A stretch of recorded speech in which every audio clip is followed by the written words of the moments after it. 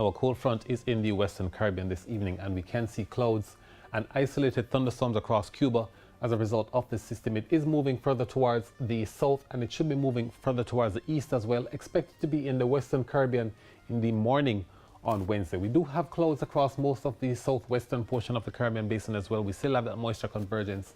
We still have those winds generating moisture and generating cloud activity across the open waters of the basin across central and western portions. Now, the forecast for tonight, expect partly cloudy skies across the east, but it's generally fair across the west. Temperatures are reaching 24 degrees Celsius in Kingston. Temperatures drop to 23 degrees Celsius for Montego Bay. Now, in the morning tomorrow, we are expecting it to be partly cloudy across most of the area. And then for the afternoon, look for isolated showers mainly across inland areas and western parishes.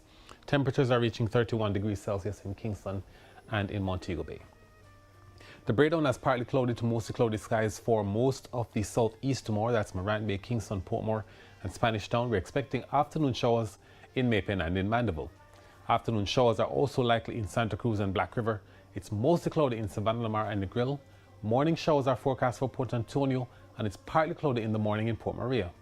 Elsewhere across the north, you can expect shower activity if you're further west in Montego Bay or Lucy. We also have thunderstorms likely across the west. Isolated showers expected in the afternoon in Brownstown, and mostly cloudy conditions otherwise. And that's it for the weather report and forecast for this evening.